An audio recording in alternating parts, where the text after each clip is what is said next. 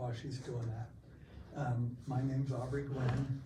I like to hike, and I have a mountain bike, I have an e-bike, but I don't use them very much, and I never take them on trails because I'm not good at it. I do them on roads.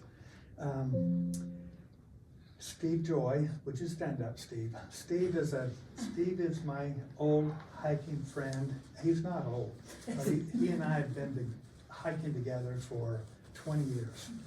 And he was very instrumental in helping us do the exploration and get that trail going up in the canyon. When I worked on the trail from 2007 to 2014. When 2014 came, I was all the way up to the mine, had a real trail marked. I had flags and streamers up in the trees. I used to put, like, if I had a can or a bottle with me, I'd stick it on a limb. And Steve stopped me and he said, "You don't put little bottles on limbs to mark a trail." And he showed me how to use the tape, the orange tape stream. That's what we've marked it with. And while we were working on the trail, they were putting in the new pipeline, the Apex pipeline. And they blocked access to any backcountry there. You could not cross that pipeline. And it was 2 years that at the stream bed, it was blocked off. So Steve went to the state, the feds, the pipeline people, the oil company. He went to everybody and finally convinced the pipeline people that we were doing historical research, which we were. This is a serious historical search. I'm not a gold digger, I'm not a miner.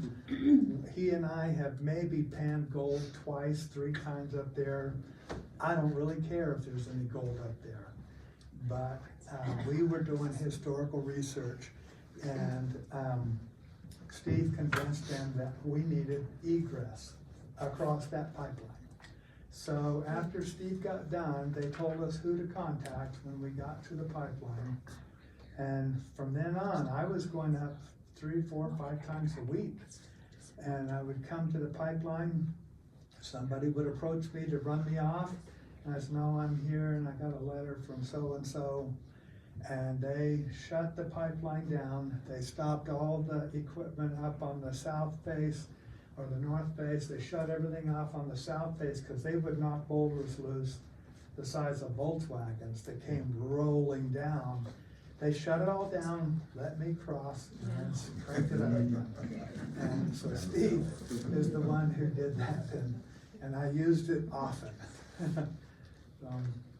So anyway, that's Steve Joy. You'll see his picture in here.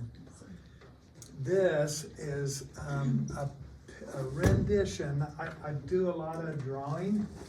Let me get on the other side again. I can just navigate this. That's my walking stick. Yes, I did a walking stick for Steve that has kind of this drawing on it. So Antelope Island, Bountiful, this is the canyon. If you get up to a certain point, there's a big row of white rocks. Up at the top, there's a mammoth rock, and I'll show you this too.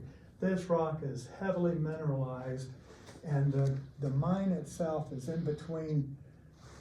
And from what I understand about gold miners, even the Spaniards would recognize 2 formations, 2 limestone formations.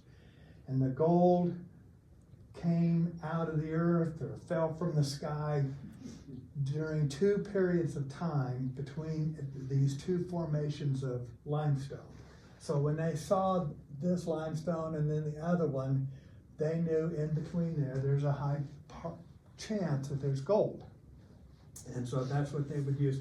This mine was probably discovered by Spaniards. I mean, it's old, and it was before Pierre Pujol found it. Most of these mines had already been discovered and have been worked. But the man who owned the mine, who really developed it, was a man named Pierre Pujol. same name as the guy who invented the Peugeot cars. His name is Pierre Peugeot. So doing research on Pierre Peugeot and the Burro Mine, I got all kinds of things. So like I tried to find a picture of Pierre Peugeot. And all I got was Pierre Peugeot from 1830, 1850. And he was a Frenchman, and he was very wealthy, and you know, I'm sure he's a good man, but he had nothing to do with this. So Pierre Peugeot was from Chicago, moved his family out here, went to work for Silver Brothers Ironworks. Silver Brothers was the ones who poured the oxen for the Salt Lake Temple. They were a foundry, and they were steel workers. When they got done with that, they kind of ran out of things that the church needed them for, so they started making mining implements. They made track, they made ore cars, they made buckets, they did trams, they did pulley structures, and they did all the bridges that were built up this canyon. The bridges were made of concrete, usually on one side of the stream or two sides of the stream, and then I-beams going across, wood going across those, and then they poured dirt and stuff across it. So, and they had a Studebaker ore car. I don't know if you know what those are. They had one up there. These were massive wagons that were made to haul 8, 10, 12,000 pounds of ore, raw ore, and they would have a team of oxen or mules that pulled those out. They ran those back and forth from the bottom of the canyon right down in here. They would load them up and take them out to the Woods Cross train station, where they filled up train cars, took them down to Murray, where the smelters, there were 7 smelters in Murray, and that's where they smelted it. As I did research, I contacted all the smelters are gone, but I went through to see if I could find any smelter, because I really wanted to know, did he really find gold, or did he just talk about it, Because eventually banks came in and shut him down. There's some theories about that, because they shut him down in 1915. We were about to go to war in World War I. England was buying things from, and so I think the banks were more inclined to loan money for building equipment and tanks and whatever they use, cannons for the war effort, and ships and things like that. So they kind of pulled in, and I think they called his note due. He couldn't pay it, and he went into receivership in 1915, 1916. So it was only in operation for about 12 years, if you really look at it. But he started on the Salt Lake City side, right above City Creek. And he started mining in there, and he went down, and he went in maybe 15, 20 feet and hit water, lots of water. And Pierre was he was an engineer. And he started pumping water and running it down City Creek. So we went to Salt Lake City and says, "You guys want to buy this water that I'm adding into the Jordan River and use it for farming?" And he said, "No, but thanks anyway," because they knew he had no choice but to run it down City Creek. And so he went to Bountiful. He knew how many feet per second of water that was coming out of this mine. So he went to Bountiful City and said, "If I add this much water to Mill Creek, will you guys buy it?" And they said, "If you can prove that you can add that water to it, we'll pay for it." So he moved a crew over to the Bountiful side and took 13 men, and they started from the Bountiful side and went upwards and hit the bottom of his mine. But he was a sharp guy. He was not a slouch. And they gravity drained that mine. You wanna? So I'll just show you right here. Oh, sorry. Leon Peugeot is his brother, and he started a weather bureau Steve found a picture of what these bureaus looked like. It had a weather vane, it had a wind speed, and you would go up there and he connected it with a phone line. So you could actually call from here to report the weather. And according to Leon Peugeot, he was the highest elevated weather bureau in North America. They claim that this is 10,000 feet. It's about 8,000. But who knows what they knew back in the early 1900s. So the mine opening came here.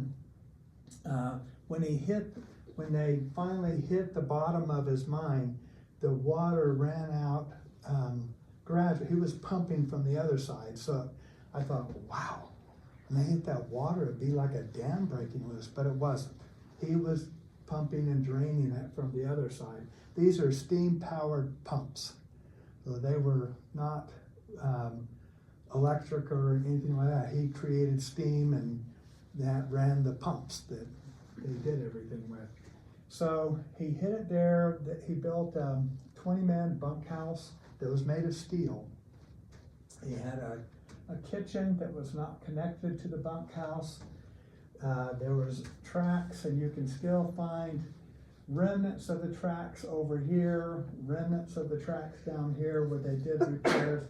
He had a 1 mile long tram that carried ore in, it was 2 buckets, so it was gravity fed. So the full bucket pulled the empty bucket up, and they fill it and went down, and they filled either the Studebaker, they filled it with ore, or they filled 200-pound sacks of ore, and they ran those sacks out on mule teams. Now you want to talk about destroying the mountainside.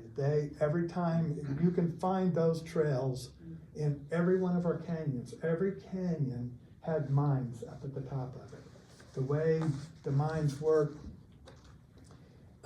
every canyon opens up like this. If there was a mine here, there's another mine here. On the other canyon, the same vein would be up here, and it'd be there. So from Ward Canyon, there's the Tuttle mine way up there, and then I think there's a Buckland mine or whatever. There's 2 mines up in that one. If you go up Holbrook Sessions Canyon, there's 2 or 3 mine operations up there, and most of the canyon was run with mule teams. You can see the ruts where these mules went up.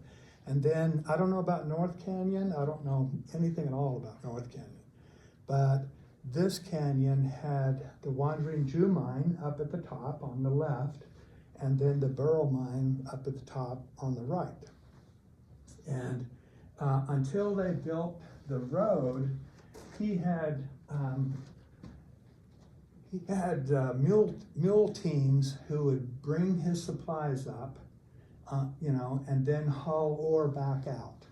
And they ran, you can find all these rutted mule, I don't know does anyone know where Yazi's camp is? There's a camp where a Native American lived off the land for years and years. And it's up above the pond, the Bountiful Pond.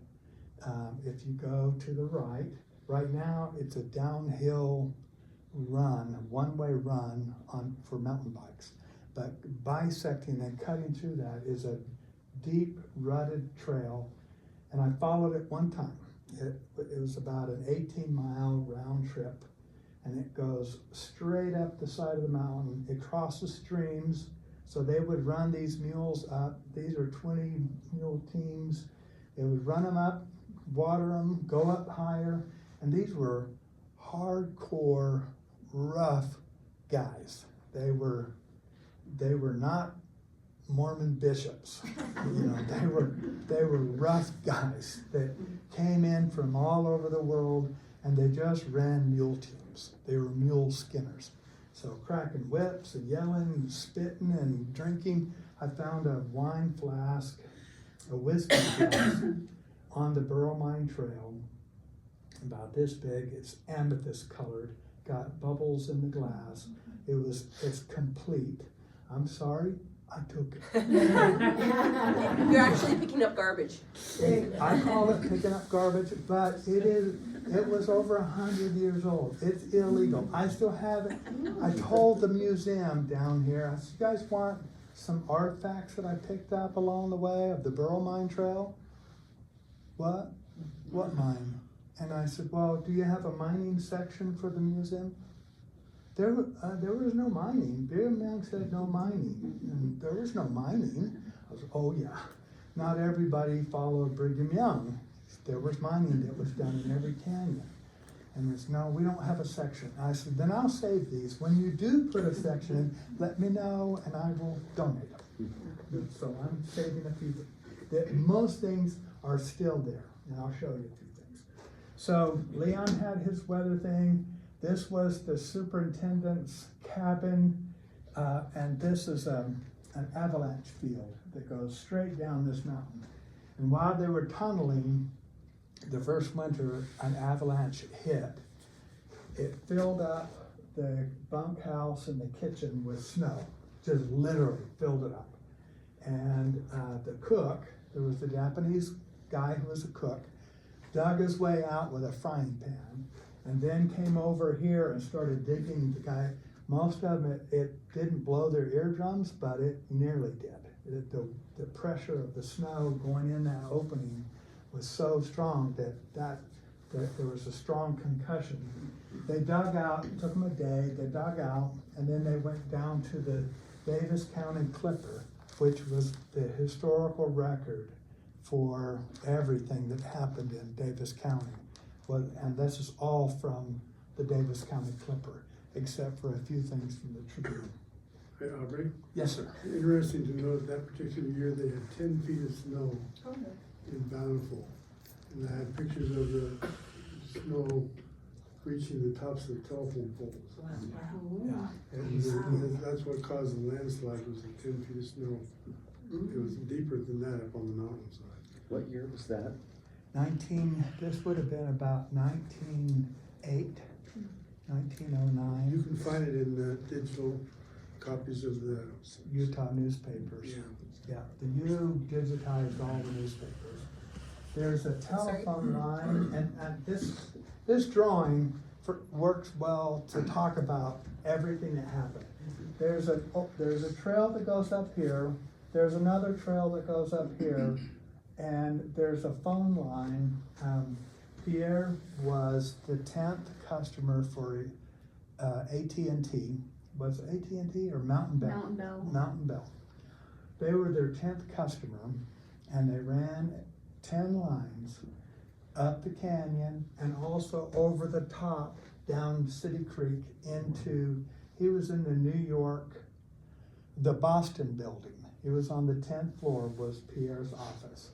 And from his floor, he could see the Salt Lake City opening, but not the Bountiful side. So he connected a phone line. He was a modern technologist. But this phone line, I'll show you a picture, is, I thought it was a fence.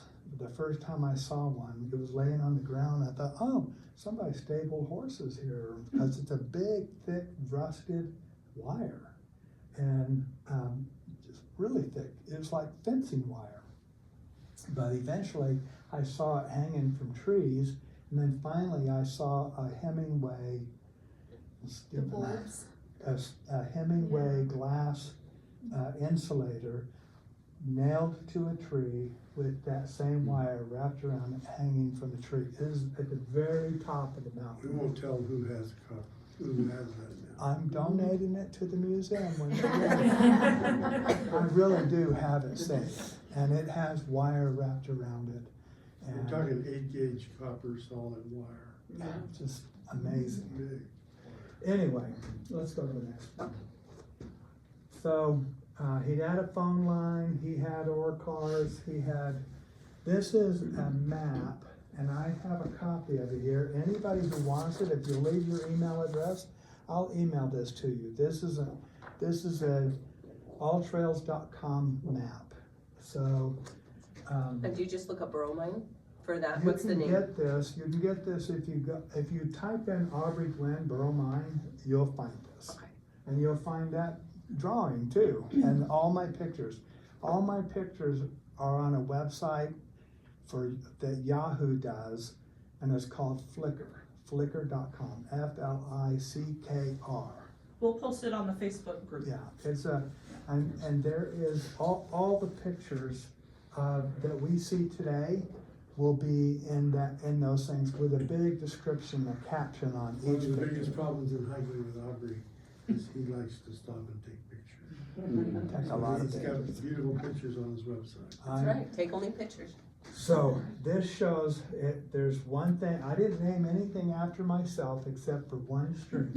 There's a spring up here, and you can see that the trail follows the creek bed, and then it diverts away from the creek bed and goes up to this point right here, and there's a spring that comes out of the ground, and I took a PVC pipe. I've gotta leave, this is too much. This is too much, I'm sorry. There's no trace, there is a trace on this one. I ran it in, so only that much sticks out. But the water that came out, it was in August, and the water that came out was about 40 degrees. I filled up, after a few hours, the water was very clear. And I looked, I couldn't see any floaties in it. It was sand back in there, and I drilled holes in the pipe. It's about 6 feet long. I used it for a walking stick, and people, oh, that's an interesting walking stick. Yeah. I love this PVC pipe. But it just worked it back in until it sticks out that much, and I made a little reservoir. Deer like to come and drink out of that reservoir. But I've also found 2 deer carcasses 10 feet away, so cougars also watch that little pond as well. But it is, I call it Aubrey Spring. The water is crystal clear. I drank it every year for 7 or 8 years. I would fill all my water bottles up. They would condense water they were freezing cold. Anyways, in August it's great. So then it comes back down, and right around here is a natural place where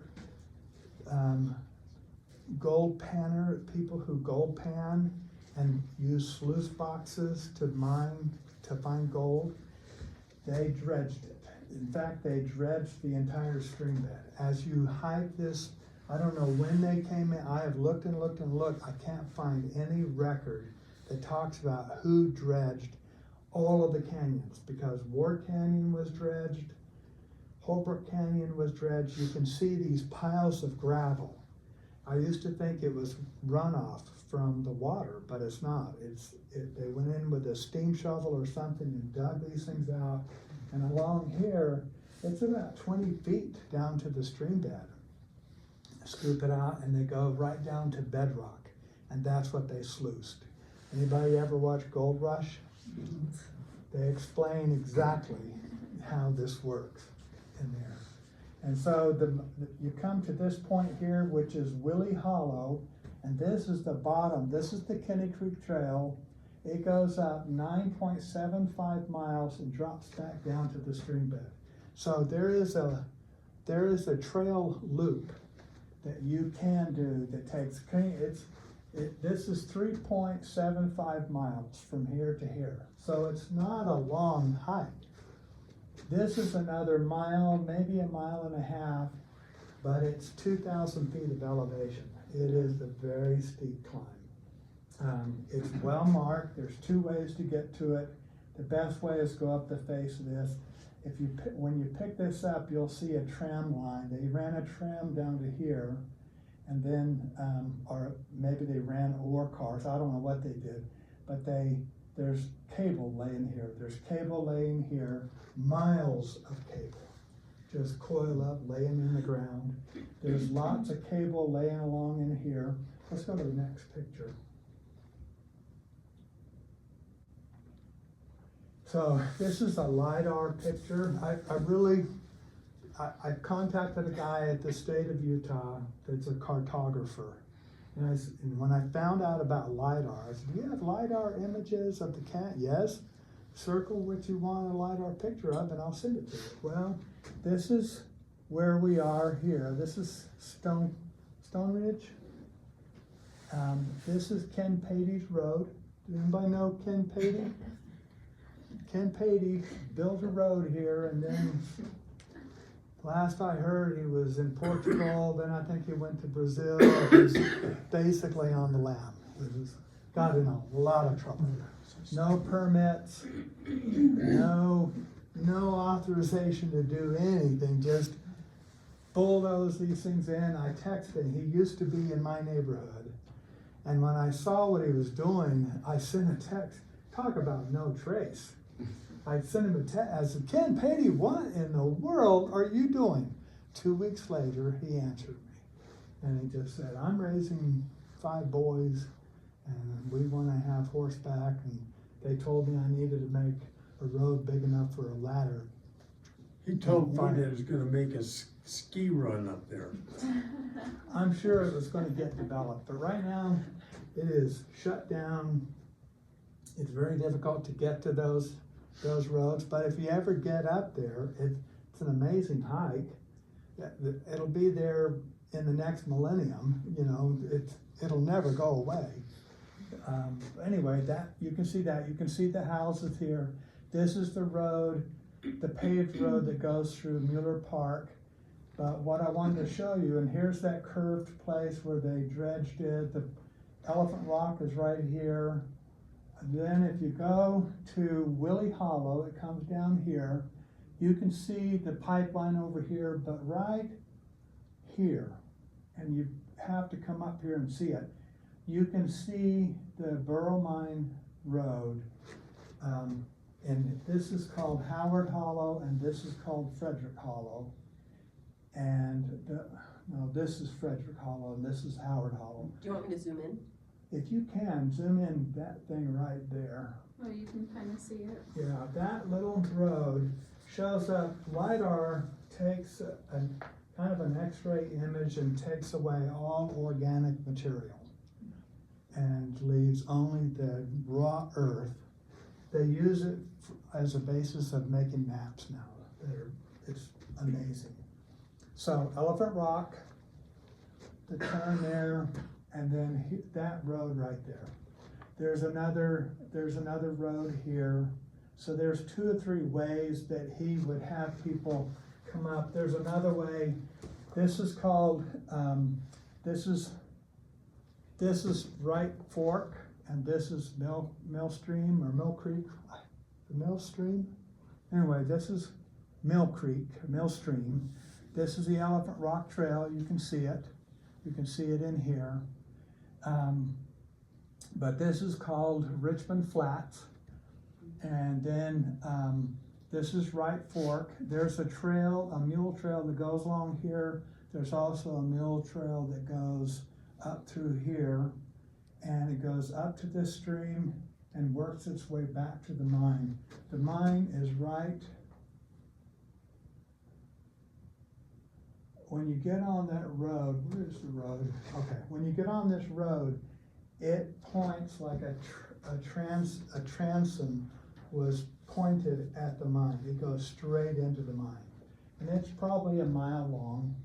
So once you work your way up and get on that, you're practically there. It's a rough hike.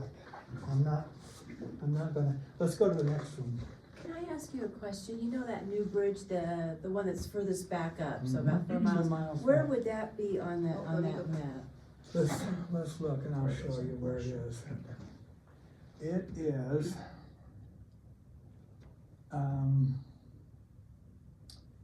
it's at the base of this right here, so it's about right here. It's 2 miles back. So right now, there's a mountain bike trail that comes down from Elephant Rock, goes a couple switchbacks, and it comes down, it crosses the stream here. Then it does a couple switchbacks and comes back and picks up the new trails that are up in the, they're wonderful trails. I take nothing away from them, but they're mountain bike trails. And there's just no 2 ways about it. Can argue semantics forever, but they're mountain bike trails. So anyway, that's where it crosses. This is But your trail goes right up the stream. It stays Basically. along the stream, and that's one of the problems the Forest Service has with the trail, because it is watershed. So eventually they'll probably mark it and say you can't take dogs up. But I have seen people wash their horses in the pond. I've seen it. I've seen lots of people, their dogs jump in and swim, and even though there's signs that say not to do it. So let's go to. How far from that upper bridge would the mine be roughly? So if you took bicycles, Mm-hmm. you could get up here. I talked to the guy who was building the trail. He has an e-bike, and he would run that thing up there, and he and I got to be friends. And I said, how long does it take you to get to that bridge? And he said, about 30 minutes. And it's a fast little bike. There's no pedals. It's like a motorcycle that's an e-bike. From here, where the bridge is, and it's about right here. It's another half a mile to the canyon that goes up. So the bridge is about right here. There's a plane crash right here. And I'll show you a picture of it. How much time do I Which have? side of the stream is your trail? Does it stay on the, It has to cross because there's places where the mountainside comes all the way to the stream bed and there's no room.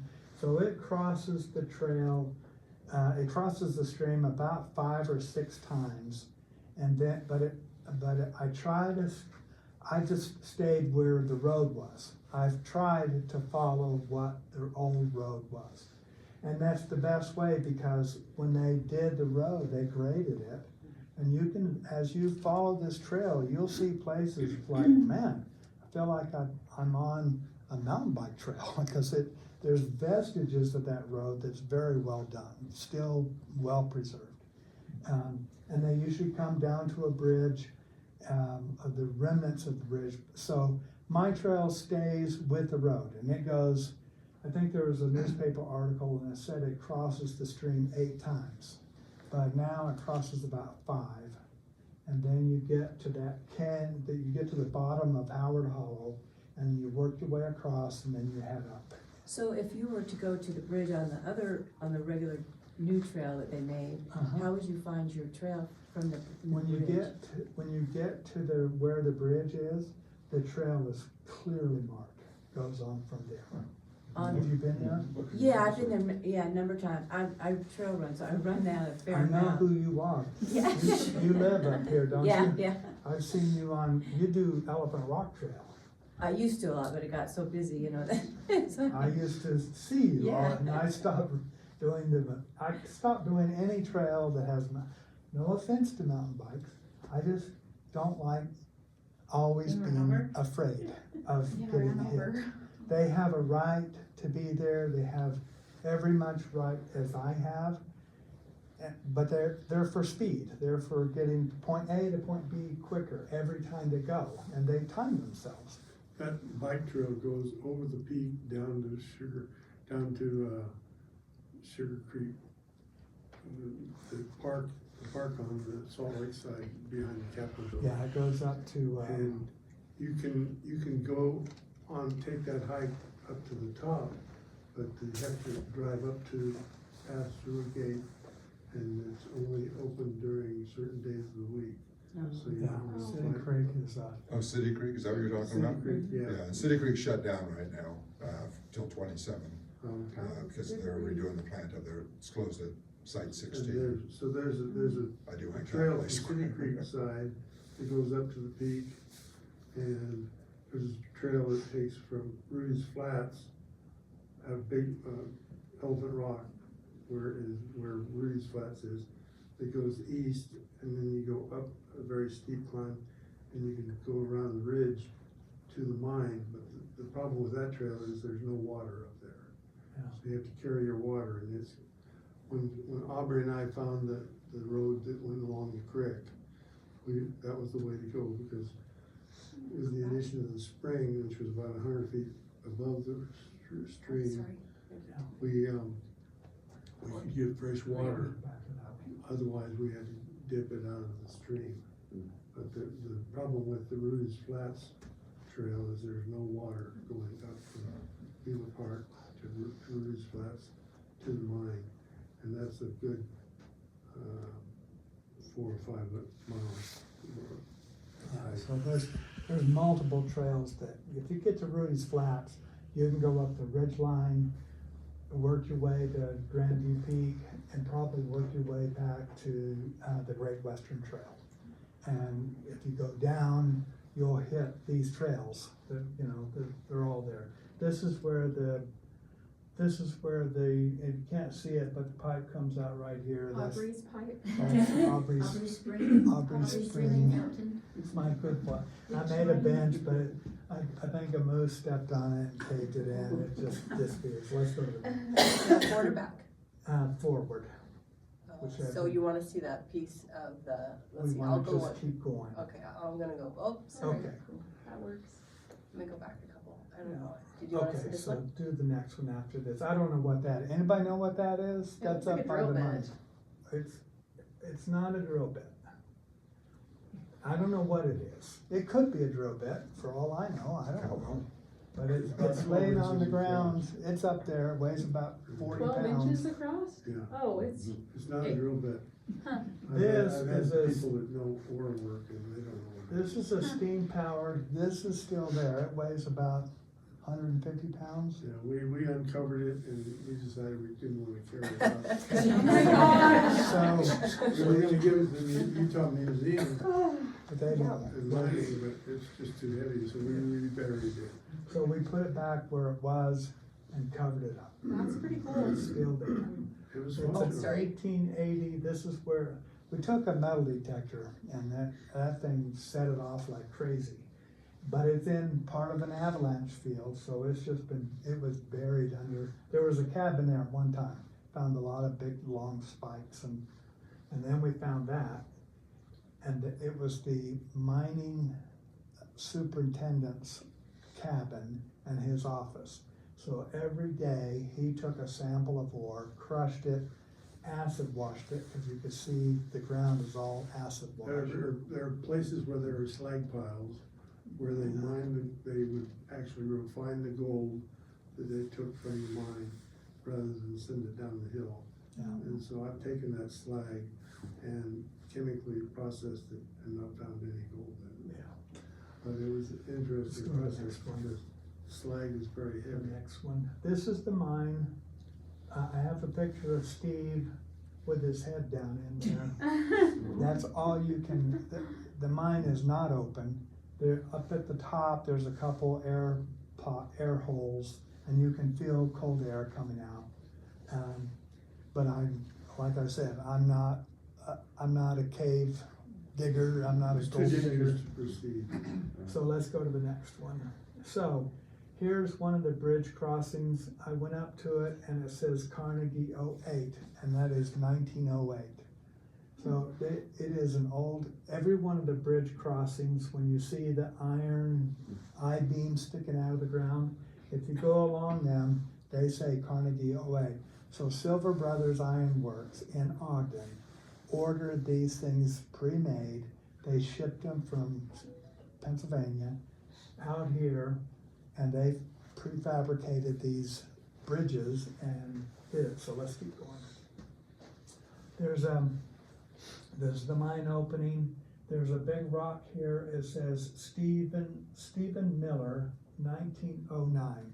Steve Miller, according to the Davis County Clipper, was the mine superintendent for about 3 or 4 years. At one point, he came with a big rock and plunked it down on the editor's desk of the Davis County Clipper. Bam! That's what we dug out of the Burro Mine today. Now you have to remember, hard rock miners were promoters. They were like developers. They didn't own the land. They didn't have any money. All they had was prospects. Something that's going to develop, that's really worth putting your time, energy, and money into with him to develop this mine. So he had a big team, a 20-man bunkhouse, but Steve plopped this thing down and it was laced with gold. It was a big rock. But for all I know, it came from the Yukon, not Aubrey, do you happen to recall what time of year that picture was taken? I took it in, do you wanna know when you can go up there? I'm curious when it looks That's like probably that. June or July. Oh, that early?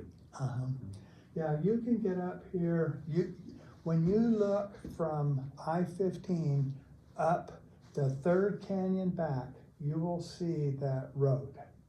You can see it from the Legacy Highway where you get off on Fifth South. If you pull up that thing and look with a pair of binoculars, you can see that road. And as the snow melts off the mountainside, it sits on that road. So it becomes very contrasting and you can see it. When that snow melts, you can get up there. I've been up, I think the earliest I've been up here is in May. There but- was still snow Yeah, though. past Is the that snow in the back, or is That's that looking rock? west, That's the mine. excuse me, looking east, and that's the The white rocks. tailings pile out there. There's, the tailings pile is split in half. One guy told me, oh, they did 2 tailings piles. One for ore that has no gold in it, and one for ore that has gold in it, but not concentrated enough to process. So they would save it. If gold prices went up, then they would go get that stuff and throw it in the hopper and process it. Let's keep going. So Stephen Miller put that thing down. They were looking for people to invest. They were looking for workers. They were looking for anything. So they always talked it up, what they were doing. So that's that rock. Every time I've been to that rock, I look at it and tears come to my eyes because I start thinking, you know, there's people flying helicopters over this, and there's people who are running drones over this area, and all they can think about is putting in a bunch of streets, bulldozing this out, putting a 7-Eleven here, 50,000 houses, and developing it. And I think, what would happen to this rock? And I don't go carving my name in rocks, and I don't carve my name on trees, but I'm glad Steve did it in 1909. And there's other things that, on the other side of this rock, go Is he ahead. buried there? Huh? Is he buried there? I don't think so. I'm just wondering. There's an Like a little initial, headstone? somebody's initials, there's another rock with some other things, and they had the tools for etching into rocks. Let's keep going. There's Steve, and this is the third bridge crossing. So this, when I came to this thing, That's cool. it was like finding an Aztec ruin. I was walking along and there's this concrete wall, 2.5 miles back up a trail that is not marked. It's And early, you can still see the snow. yeah, and there's this concrete thing about 8 feet wide and 6 feet high and 2 feet thick.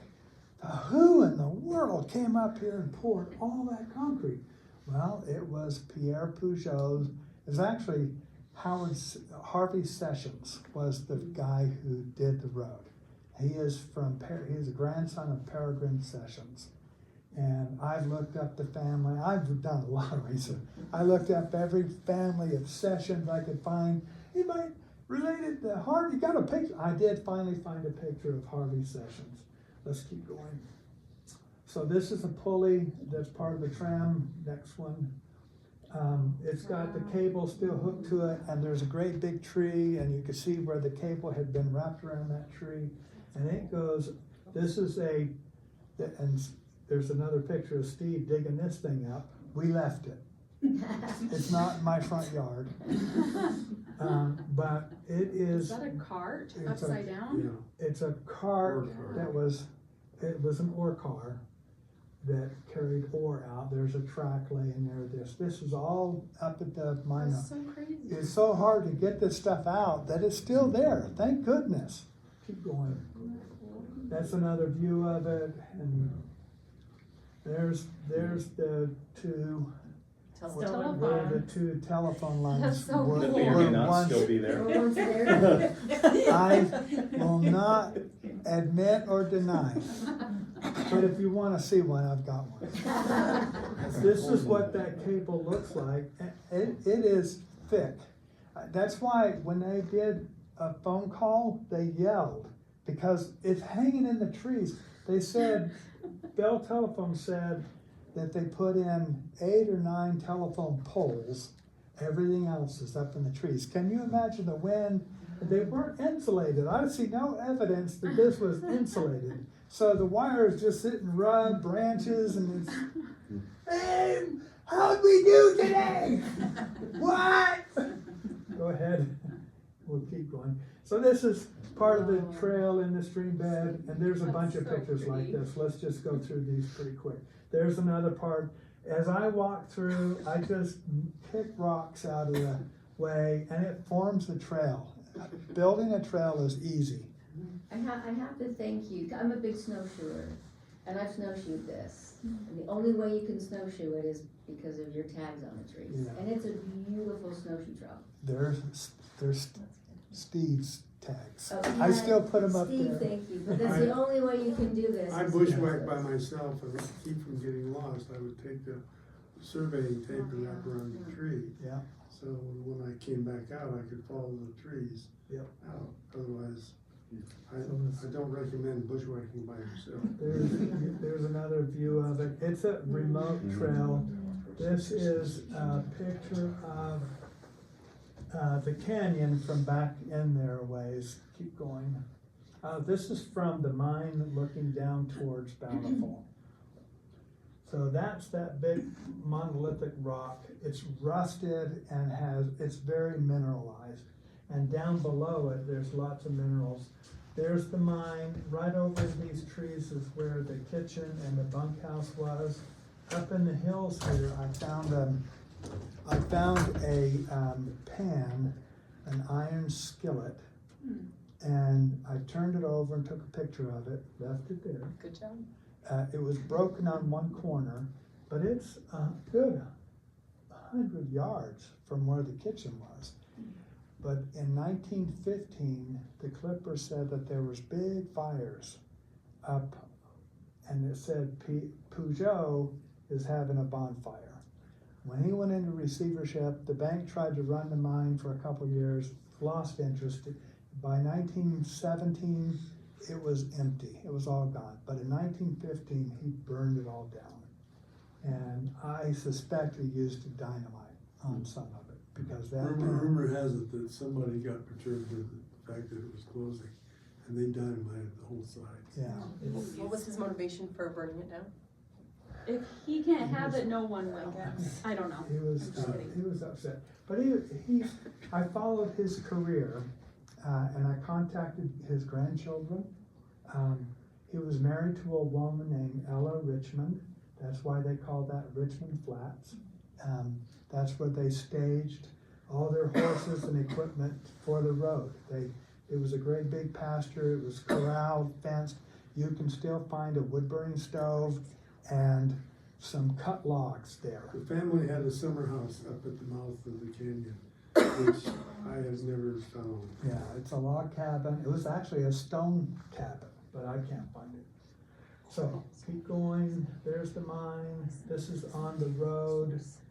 And I call it a road because it's just level. It's about 10 feet wide. Kind of see it through Yeah. there anyway. The shoulder's been cut off. Keep going. There's another picture in November. It's really beautiful. Probably And takes I- nice pictures. Well, I also saturated it a little bit to enhance the colors. Contrasted it. Yeah, keep going. That was a foggy day. I went up there with my neighbor, Don Greenfield, Oh, yeah. and we took these pictures. Keep going. It's the canyon is just absolutely beautiful, and it is remote. I saw more animals.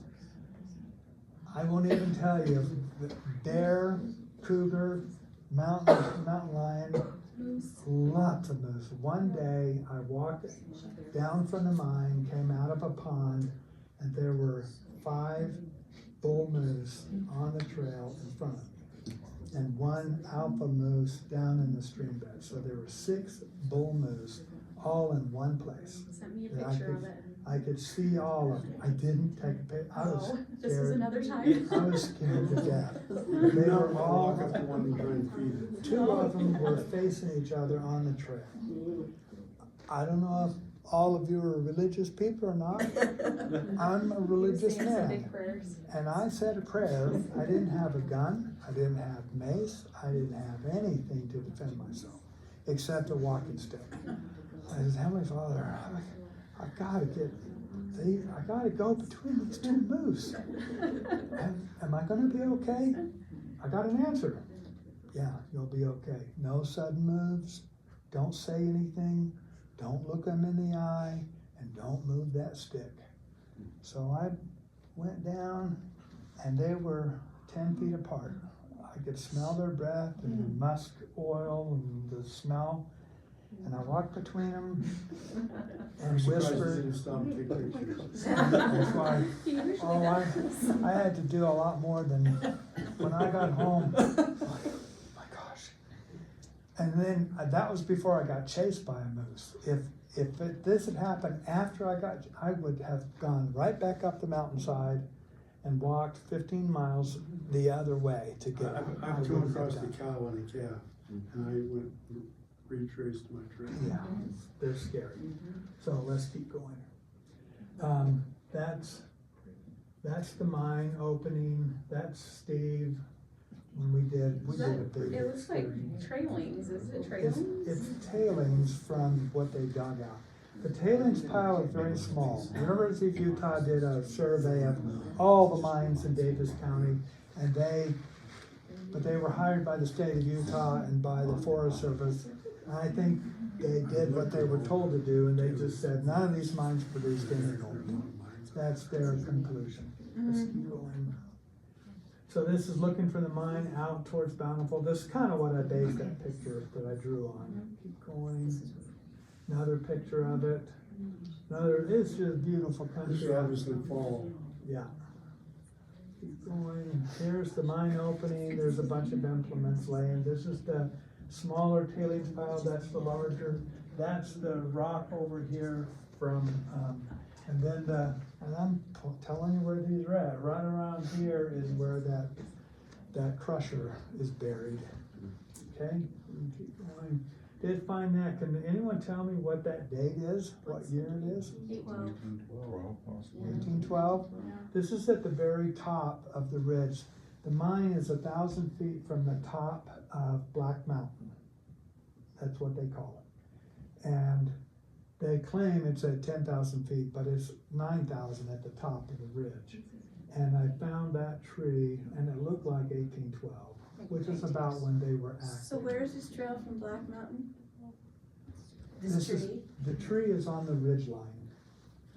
You can get to it by going to the mine and then scrambling up, or you can get to it from Rudy's Yeah, Flat. I've been that way, but I didn't. Yeah, we can keep going. This is what I think is a cart, one of those black canopy one-horse carts, and it was right next door to the assay house, the laboratory. The laboratory is at the very bottom of the canyon, and there's a picture of it that we'll see. Let's kind of, this is the laboratory. It's remnants of a stove or a wood-burning stove, and then there's a phone line that came out. It was up in the trees, but it's buried in the ground. Comes up and comes to it like it was wrapped around two posts. That's one of the phones ended right here at the lab. He would be very interested in everything that happens at the lab, because that told him how much ore was coming out. Keep going. There's the road from the distance. It's very, very distinctive. And you can see it in the summer, but you just have to know what you're looking for. This is Willie Hollow. This is Howard Hollow. On the other side of that hill is Frederick Hollow. That's the mine opening. We can keep going. This is a sled, and that's so you can see I was younger. Probably a little skinnier. What? Oh, I wasn't that skinny. Anyway, this is an old sled. Before they put the tram in, they would load up these sleds that had brackets and racks on them. They would put about 300 pounds of ore on it and a mule, and they pulled it straight down the avalanche field to the very bottom, and then there was a bag house. They would bag that and haul it out on mule teams or on ore trucks. Maybe we can find a bag somewhere. Bags are all rotten. This is one of the other bridges that are remnant from it. You can keep going. Here's the plane crash. The plane crash is right past the bridge, the farthest bridge. So where is your trail? Is it on this side of the bridge, or, I mean, on this side of the stream, or on the other side of the It's stream? on this, it's on the left side of this. When you get to the bridge, if you just kind of make your way east a little ways, you'll see the trail is very, very clearly. Cause that's where they've made those mountain bike switchbacks, and so Yeah. it's, if it goes, go behind that. Yeah, you go past where they've dug and bulldozed things, just go past that a little ways and you'll see where if you look at the top of this stream bed, where this is found, is the miner's cabin up on the Kenny Creek Trail. Does anybody know where that miner's cabin is? I've seen the cabin on Kenny Creek. Yeah, on the Kenny Creek Trail, it's It's on the north 4.9 side of the miles. stream. Yeah, so there's a stream that goes up near the miner's cabin. If you follow that down, you'll come to this, but the easiest way is, it's about 50 yards off of the trail. And you can see, it's a plane crash. I talked to somebody who said that the guy survived it. I always thought he had died, but Do you know what year that was? 86, 85, it was an experimental Like an old craft. Cessna. Yeah, it was an experimental craft that has no markings on the tail or on the wings. So I contacted the FAA, contacted the sheriff. I thought, I don't know how long this plane's been here. The sheriff contacted FAA. It's not on any FAA report, and they're all online. But the FAA came back and said, yeah, and gave me the date and I think the name of the guy. And it crashed. It was an experimental craft, and so they don't log experiment. If you hook yourself to a parachute and float up in the air and then die, FAA is not gonna record it. But this one, from what I understand, he survived. But it took him 3 days to find him. Oh my gosh. Yeah, it's jumped. That's the canyon looking from like near Elephant Rock back up. This is Howard Hollow is right up in here. So it's back 3 or 4 draws. It's that one right there. Next one. That's another view. This is, the mine is right here. This The is other from the road Kenny goes Creek up side. there. Yeah, this is from the Kenny Creek, up on a ridge before you drop down into Willie Hollow. Let's keep going. So here's a part of this is part of the crew that's worked the mine. She must have been a cook, but the only cook that I ever heard of was, and he might be Pierre Peugeot. I don't know. I don't know what Pierre looked like. In its heyday, the mine employed 25 employees, all 24/7. Yeah. And this is from the Salt Lake Mining Review, Yeah. which you can find in Aubrey's site. Here's a bunch of the ore, 200-pound sacks, and they would strap those to a mule, tie them underneath, hook 20 mules together, and run them out that Do you know what canyon. kind of ore they were, what it was? It was gold, silver, molybdenum, and lead. But they were after gold. So this is near the opening of the mine. They repaired tools and things there. There were guys who worked there. There's another image of the road from the Kenny Creek side. That's the avalanche field right here. That's the avalanche field that all of them are at. That's the mine right there. But avalanche is one. I was sitting up in the trees here one time and saw a mountain goat walk right past me, and yeah. Keep going. That's that rock ledge. There's the road, and there is the mine from Kenny Creek. This is from the pipeline. Same thing, another image of it. There is no record in the Bountiful, book, the blue book, if you've ever read that one, City Bountiful. of the mining, any mining in Bountiful, Yeah. Davis County. We just didn't recognize it This is as the a. only gold producing mine in Davis County. Yeah. So, way back, before I started working on the trail, a friend of mine that I worked with hiked up this horrible trail, got to the mine, and then we walked out the road. This is on the road going down. Another picture of it. This is at the opening of the mine. You keep going. I think that's all you got. That's it? That's Okay. cool. Okay, so any questions? I've gone beyond my time. Sorry. Would So- you ever be interested in leading an expedition for people who want to go? I tell you, Yes. I replaced my knee last year, so I'm getting in shape. I thought I would do it last year, but I just Thank goodness you did. had other things I was These doing pictures are all available online, on Flickr. and Aubrey did a fantastic job of taking. all So those. every one of these pictures has captions underneath it, and it recounts everything that I've said, and there's more pictures, and it's all on Flickr. But they've got my phone number. And we'll post everything on the Facebook group and tell them on about the Flickr. It's rocks. got my phone number, my email address,